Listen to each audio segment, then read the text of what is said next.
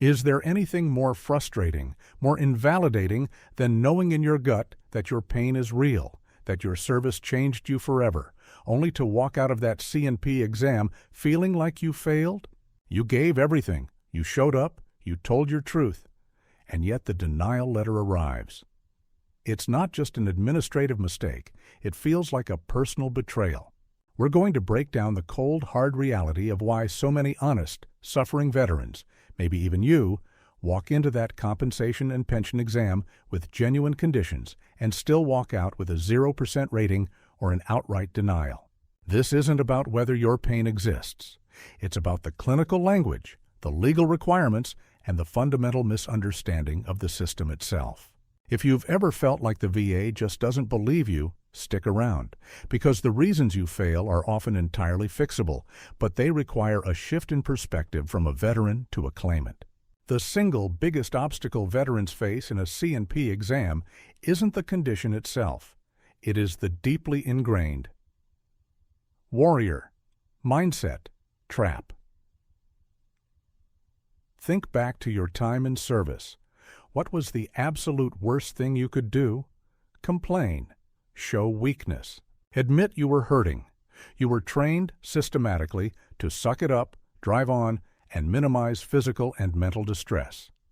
That culture is a survival mechanism in combat, but it is a catastrophic failure mechanism in a C&P exam. When the examiner asks how your back feels, the veteran reflexively says, "It's manageable. It's not my worst day." You might genuinely believe you are being tough, resilient, or simply honest about the day's current pain level. But the examiner doesn't hear resilience. They hear minimal functional impairment. The VA system is designed to rate disability, not mock courage. If you tell the examiner that you can still lift heavy objects, even if it hurts like the dickens afterward, the VA reads that as ability to perform the function. They are measuring what you can do, not the suffering it causes. The veteran minimizes the chronic knee pain they deal with because they ran a marathon 5 years ago, or they downplay their PTSD symptoms because they still hold down a job, even if that job requires Herculean effort just to get through the door every morning. This minimization is lethal to a claim.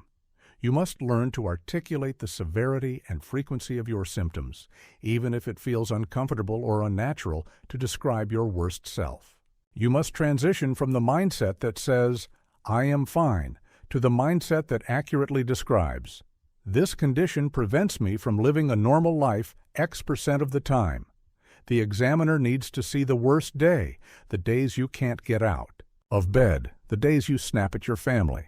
If you present a sanitized, military-approved version of your suffering, the system will rate the sanitized version, leaving the real, hurting you, entirely uncompensated. This minimization trap is insidious because it feels like integrity, but in the VA's clinical context, it reads as functional capacity. We have to break that conditioning. We have to stop saying, "I'm fine," when the truth is, I am struggling every single moment. The examiner is looking for objective evidence of limitation, and if your internal dialogue of toughness masks that limitation, the exam is over before it begins. Remember, this isn't about being weak. It's about being truthful about the consequences of service. The second massive failure point is the lack of medical nexus understanding. This is perhaps the most technical reason claims get denied, and it has nothing to do with the severity of your current pain. A successful VA claim requires 3 distinct components: an in-service event or injury, the stressor, a current diagnosis of a chronic condition, the disability, and the crucial third step, the nexus. The nexus is the link, the medical bridge that connects the service event directly to the current disability. Many veterans fail the C&P exam not because they don't have a diagnosis, but because the examiner cannot definitively conclude that their current condition is, at least as likely as not, caused by or aggravated by service. For example, a veteran might have painful degenerative arthritis in their knee. They know they injured that knee jumping off a Humvee 10 years ago. They tell the examiner the story. The examiner looks at the records and sees treatment for the current pain, but perhaps no definitive diagnosis of the severity of the injury during service, or maybe the private doctor who gave the current diagnosis failed to connect the dots back to the military service. The examiner, following VA protocol, must now determine if the current arthritis is a natural progression of aging or a direct consequence of that specific jump. If there is medical ambiguity, if the evidence is 50-50, the VA usually defaults to a denial. You must provide the evidence that closes that gap. This often requires a private medical opinion, IMO, that explicitly states, using medical terminology and citing relevant studies, why your current ailment is directly attributable to service. The C&P examiner is instructed to look for this link, and if your medical history is silent on the connection, they cannot create it for you. They are not allowed to speculate. They must have medical evidence supporting the chain of causality. If you fail to provide a clear, undeniable, medically supported link, even the most debilitating condition will be dismissed as not service-connected. Understanding the nexus requirement means realizing that merely having a diagnosis is only half the battle. Proving where that diagnosis came from is the other, often more difficult, half. Without that robust medical connection, the entire claim collapses, regardless of how painful your reality is today. Moving on, let's tackle the perception of the person sitting across the table from you. The examiner is not your friend. They are data collectors. This is a tough pill to swallow because many veterans approach the C&P exam as if it were a therapeutic session or a meeting with a benefits advocate. It is neither. The C&P examiner is a contractor, often a physician's assistant, nurse practitioner, or psychologist, whose primary role is not to treat you or even advocate for you, but to gather specific objective data points required by the disability benefits. Questionnaire DBQ. They are essentially highly trained checklist fillers. They are assessing the functional impact of your condition, not the emotional context of your suffering. Veterans often spend valuable time recounting the dramatic stories of their service, detailing the trauma, or explaining how hard they are trying to manage. While this is emotionally important, it often detracts from the precise technical information the examiner needs. The examiner is looking for quantifiable metrics, range of motion in degrees, frequency of panic attacks per week, or specific limitations on social and occupational functioning. If you spend 20 minutes discussing the general stress of deployment and only 2 minutes discussing the specific, measurable limitations of your PTSD, like inability to maintain relationships or difficulty sleeping, the examiner will focus their report on the quantifiable data points, which will be minimal. Furthermore, these examiners are trained to look for inconsistencies and malingering, faking symptoms. They are observing you from the moment you walk in.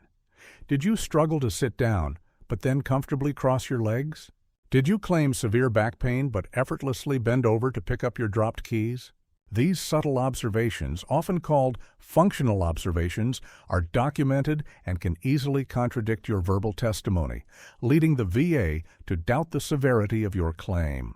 You must understand that this is an objective clinical assessment, not a sympathetic interview. Stick to the facts, speak directly to your functional limitations, and remember that every movement you make is part of the documentation. Your job is to provide clear, concise evidence that fits the DBQ requirements, not to win their sympathy.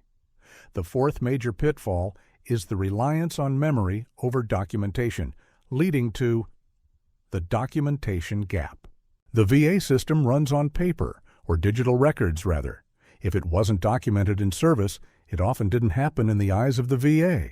Many veterans, especially those who served decades ago, rely heavily on their recollection of an injury or illness that occurred during service. They might say, "I hurt my ankle playing basketball in 1995, but I never went to sick call because I didn't want to get written up." That is a common, understandable military experience. However, when you file a claim 20 years later, the VA sees a gap, a current diagnosis, but no contemporaneous service record proving the injury occurred. This creates a massive hurdle for the nexus requirement we discussed earlier. The C&P exam becomes the primary source of evidence, and if the examiner doesn't have supporting documentation, they must rely solely on your word, which is often insufficient. To overcome this, veterans must aggressively seek out and submit secondary evidence. This includes buddy letters or lay statements from comrades who witnessed the injury or the subsequent symptoms. It includes private treatment records from years ago. It includes old performance reviews that mention physical limitations. If you claim that your severe migraines began in service, you must find evidence that substantiates that start date, not just your current testimony. The VA operates under the premise that if the condition was truly debilitating, you would have sought treatment or the condition would have been noted in your official records. When the records are silent, the burden of proof becomes immense. The C&P examiner's report is only as strong as the evidence they are given to review. If your service treatment records, STRS, are thin or non-existent regarding the stressor event, the examiner is legally constrained from linking your current severe condition back to service. You must close the documentation gap before the exam even starts. Next, we address a common issue related to chronic conditions: the bad day phenomenon, symptom variability. Most chronic conditions, be it pain, mental health issues, or fatigue, fluctuate. You might have days where you feel 70% functional and days where you are 0% functional. Unfortunately, the C&P exam is a snapshot in time. You show up on Tuesday at 10 a.m. What if that Tuesday is one of your relatively good days? You feel slightly better, you manage to get dressed without too much pain, and your anxiety is low. If you describe your condition based solely on that good day, the examiner will document the minimum level of impairment. This is a critical failure point. You must learn to articulate the full spectrum of your disability, focusing specifically on the frequency, duration, and severity of your worst symptoms. When asked, "How often do you experience X?" you should respond with the overall pattern, not just today's status. For example, instead of saying, "My back hurts today, but I managed to drive here," you need to say, "My back pain fluctuates wildly. On average, 3 to 4 days a week. The pain is so severe that I cannot stand for more than 10 minutes, requiring me to use a cane or lie down. The remaining days are manageable, but still require heavy medication and movement modification." The VA rates disability based on the worst functional loss, not the average. If you fail to communicate the extreme lows, the VA will assume your current capacity is your constant capacity. For mental health exams, this is especially vital. If you are having a relatively calm, structured day during the exam, you must still describe the episodes of severe isolation, the paralyzing panic attacks, or the fits of rage that occur when you are not in a clinical setting. The examiner needs to understand the functional impairment on the days you cannot function at all. If you only present the good day version of yourself, the resulting rating will reflect that minimal impairment, unjustly denying benefits for the real debilitating suffering you endure during those bad days. This requires intentional preparation to ensure you communicate the full, ugly truth of your condition's variability. Point number 6 focuses on the digital age danger. Inconsistent reporting, the paper trail contradiction. The VA system and the contracted C&P examiners are increasingly sophisticated in cross-referencing information. Veterans often fail the exam because their testimony on the day contradicts other records that the VA has access to or can easily find. This contradiction can be devastating. Where do these contradictions come from? They come from 3 main areas: previous private medical records, employment records, and increasingly, social media. If you tell the C&P examiner that your back pain prevents you from lifting more than 10 pounds and severely limits your mobility, but your private doctor's notes from 6 months ago state that you were doing well after a physical therapy session and reported returning to normal activities, that contradiction will be highlighted. Even more problematic is the contradiction between a disability claim and a previous employment application. If you claimed on a job application that you could routinely lift 50 pounds or perform strenuous activity, and now you are claiming total disability for the same condition, the VA will flag that inconsistency. And yes, social media matters. If you claim severe isolating PTSD that prevents you from leaving the house or maintaining relationships, but your Facebook feed is full of pictures from recent strenuous camping trips, large family gatherings, or posts about your intense new hobby, the examiner is ethically bound to note the discrepancy between your claimed impairment and your documented activities. You must ensure that your testimony is consistent across every single document the VA possesses or could reasonably obtain. This doesn't mean you can't have a good day or enjoy a limited activity. It means that if you claim total inability to perform an activity, you must not have documentation showing you performing that activity effortlessly. Inconsistency, even minor inconsistency, introduces doubt, and doubt in the VA system often translates directly into a denial or a lower rating.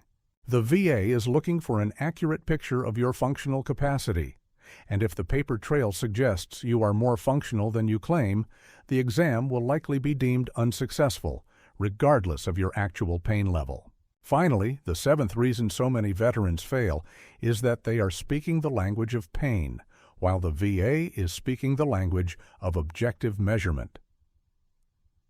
Ignoring the DBQ language and VA math.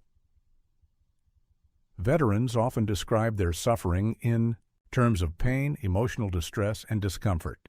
My back pain is constant, or the anxiety is overwhelming. While these statements are true and vital to your experience, the VA does not rate pain. It rates functional loss. The C&P examiner is filling out a Disability Benefits Questionnaire, DBQ, which converts subjective experience into objective, measurable criteria.